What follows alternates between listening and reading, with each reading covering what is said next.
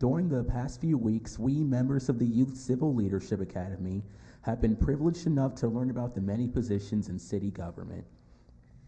In a program such as this, we have had intellectually stimulating task of learning many different facets and aspects of local government that keeps the city of Pittsburgh afloat. I believe that some of the most important information we learned is the many methods that departments use to make proactive steps and actions to keep members and civilians of this city safe. This is of the utmost importance because many individuals make the mistake of believing that faculties such as these are merely bureaucratic or so impersonal that the thoughts and opinions of the average Pittsburgher means little to them. A specific piece of information that I gained I feel to be very relevant is the procedures used for animal control. Why? Because of the role they play in controlling disease and defending the moral fiber of the city.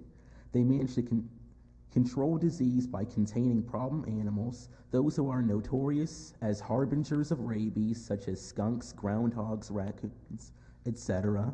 They defend the moral fiber of the city by rescuing defenseless animals from their abusers and conditions that are otherwise detrimental to their survival.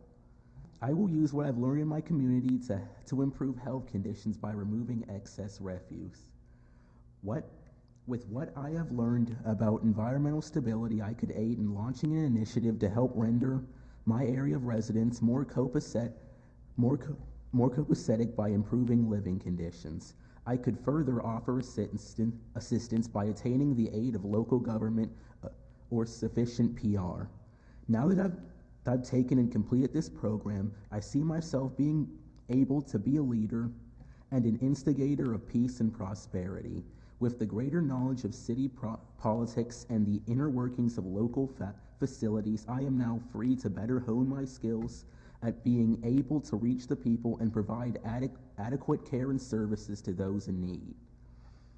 Being an active part in the Leadership Academy was crucial to me because I had always had a vested interest in learning everything I could about the glorious epicenter in which we reside. When I was given the application, it was tantamount to acquiring a golden ticket for me. Because of this academy, I was better able to attain more information on the city and the vital programs that make it possible to live here and the struggle for the men and women who provide those services.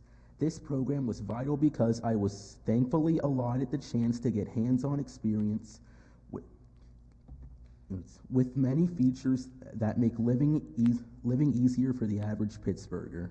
I got to be involved in these endeavors and to see the decision-making within each department. The importance that I find in this program in hindsight is the large amounts of useful information it donated to me. This is of value to me even now because in the future I can utilize these details when thinking on the perils and sacrifices one working for the city must face and be eternally grateful because of the services provided to me. One section of the academy that I remember with the most clarity is the Department of Fire and Animal Control. It was an experience that I will never forget. Touring the dark house, seeing the fire truck up close, and of course the groundhog in the cage. In my humble opinion, this session was by far the most compelling and enlightening. The nature of this academy itself is to display the rules of civic engagement and leadership. What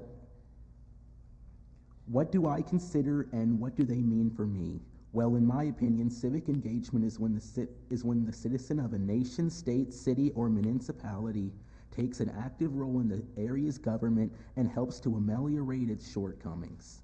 This is relevant to me because if it wasn't for the democratic procedures that make it possible, it would be all but impossible for society to progress. We would be stuck in a virtual dark age of moral and intellectual stagnation. Another aspect is, of course, leadership. This touches me because of my fierce convictions that leaders are not born nor do they rule by the dominion of fear, but they are regular individuals such as you and I who choose to take up the mantle of a leader not because of an all-consuming ego, but simply because it is the right thing to do.